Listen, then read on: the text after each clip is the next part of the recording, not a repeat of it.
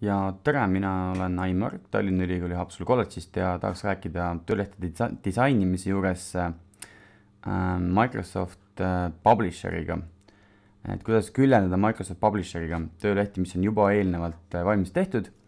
Ja selle eesmärgi, kui neid töölehti on näiteks palju. Siin on üks tööleht mul ees, mis on Wordiga üldiselt koostatud ning Wordiga koostatud töölehti on Microsoft Office Publisheri suhteliselt lihtne kanda.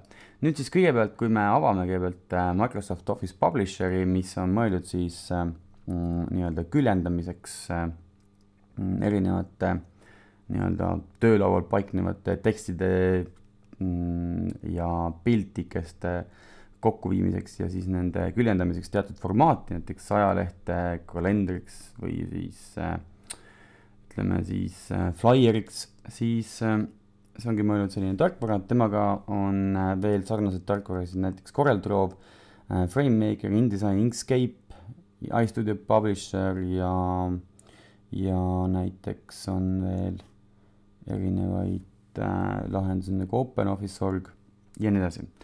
Aga üks asi, mis ma tahtsin näidata alguses, mis võib-olla aitaks küljendamise juures, ümberküljendamise juures varem Wordis valmis tehtud dokumendi puhul on siis see, et saab alla valida malli ning vastavalt siis sellele, millisesse formaati teda hiljem trükitakse. Nii et kui on tegemist töölehega, siis ilmselt on see A4, kuid on võimalus valida ka nii-öelda erinevate täiesti teiste formaatide ja mallide hulgast. Nüüd natukene Microsoft Publisheri juurde minnes, et millised menüüd siin programmis paiknevad, ehk siis nüüd on see eelnevast ümber tehtud tööleht on siis toodud küljendusprogrammi ning viimistletud selle küljendamisreeglite standardile. Ning üks asi, mis ma kohe lisasin siia, on nimeväli, siis ma tõin esile teksti välja. Nüüd, miks see töö peaks olema siin lihtsam või parem või teistsuguse? Tegelikult iga inimene teeb selle programmiga, millega ta on harjunud tegema vastavalt siis, kuid üks asi, mis Publisheri juures on hästi hea, on abijooned. Ning need abijooned on siis selleks vajalikud, et kõik objektid, mis te liigutate, need objektid nii-öelda haakuvad äärtesse. Teine asi on siis grade'ide ja abijoonte lisamine, ehk siis automaatselt lisatakse siin selline ala, kuhu siis tekitada tekstikastid, kuhu jääb siis tühi ala, kuhu mitte midagi nagu visuaalselt ei tekitata, midagi ei panda lisaks.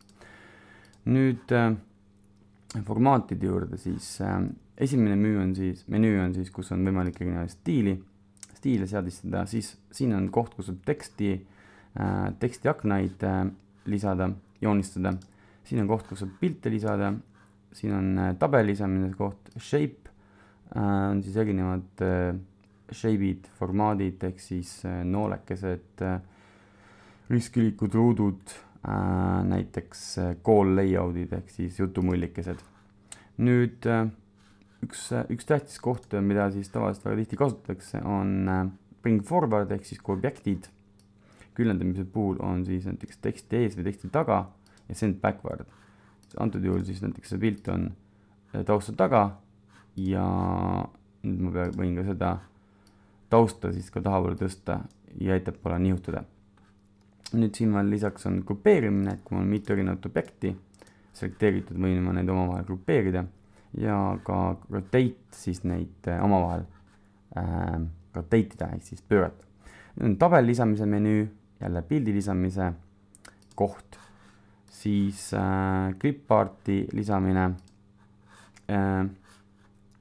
siis et olemasolevad clipart ehk siis väiksed illustratsioonid, pildikesed, videod, mida saab siis otsida ja lihtsalt lohistades siia lisada. Ma hetkel ei tee seda.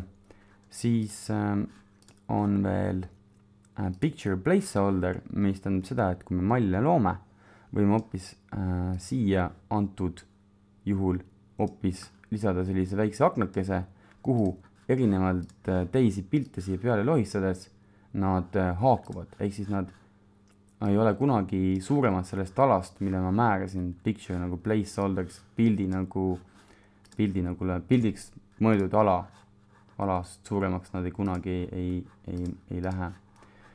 Ja siis on ka koht, kus ma saan neid lihtsalt katsetada ja proovida siis samas Clipardis, kuidas need pildid minu kujunduse või küljenduse kokku sobivad. Nüüd edasi on koht, kus ma saan lisada veel page part'e, ehk siis ma võin lisada näiteks igasugused erinevaid lisaelemente selle kujunduse disainimiseks. Siin on üks väike reklaam. Siin on ka tegelikult veel sidebar'e ja igasugused erinevaid väikseid lisajutukesi, mis siis illustreeriks näiteks mingisugust seda lisateksti. See siin Dog Body Parts on üks pealkiri ja selle pealkirjal on öeldud seda, et ole täpselt sama suur, kui on see tekstikast, nii et kui ma nüüd nihutan seda, on näha, kuidas see kiri vormindub vastavalt siis selle tekstikasti suurusele. Ma ei pea käima kogu aeg eraldi fonti seadistamas, nagu Wordis on tavaks. Nüüd kindlasti on siin erinevad võimalused neid raame lisada tekstidele ümber ja erinevatele teistele elementidele. Ehk siis raami lisamine näiteks sellele alale ja teine võimalus on ka pildile ümber tekitada raam, kui ma võtan hiire parema klikiga pildi peal ning seal on nüüd ka siin nagu border art. Selle border art võimalusega on võimalik siis lisada pildile nii-öelda siis vastavalt sellist valitud raami, nagu mulle tundub. Nüüd järgmised kohad on siis Draw Textbox. Textboxid on need samad tekstialad, nii et kogu see teksti lisamine käib tekstiala põhiselt. Ma joonistan tekstiala ja sellele tekstialale kirjutan sisse teksti. Margins on siis, et kuidas tekstiala ja tekst selles alas käitub. Lingi lisamine ja siis on võimalik erinevaid tekstiefekte lisada, nagu tekstile mingisugust shadow'd ehk siis varju taustaks lisada. Nüüd järgmine koht on väga oluline see guides koht, kus ma saan valida oma lehekülje stiili. Ehk siis milline mu lehekülg visuaalselt publikatsiooni välja hakkab nägema. See on näha, et see suurem ala näiteks oleks selle pildi jaoks, mis siia paneksin. Siin oleks see ala pildi jaoks ja kuhu tulevad siis pealkirjad, kuhu tulevad väiksemad pildid ja millisteks sektoriteks, väikesteks osadeks mu lehekülg on jagatud. Ja see on nüüd koht, kus ma saan muuta oma lehekülje nii-öelda neid piirjoone ja jooniseid. Nüüd erinevad stiilid, mida ma saan rakendada tervele lehele, ehk siis ma selekteerin terve lehe ära ja valin tervele lehele kohe korraga vastavalt valitud stiili, mis teeb ka suhteliselt mugavaks just tekstivärvi ja taustavärvi ja kõikide värvide nagu valiku, et kuidas need kokku langeksid, millise oleks see ühine stiil. Nüüd lisaks veel fondi valik loomulikult, et kohe proovida, milline font oleks tervele tekstile iseloomulik. Ja page design mõjubki siis nagu tervele sellele tekstile üldiselt. Nii, mailings, siin on võimalik siis saata meilide peale oma kujundust review alt, saame siis kontrollida kirjavigu ja spellingut, nii-öelda spellerit üle lindist kontrollida. Nüüd lisaks on võimalik veel kontrollida nii-öelda siis proovida drawing tools, mis siis on kolme sorti lisaaknad siin tulemas. Üks on siis picture tools, kus ma saan formaatida pildielemendi.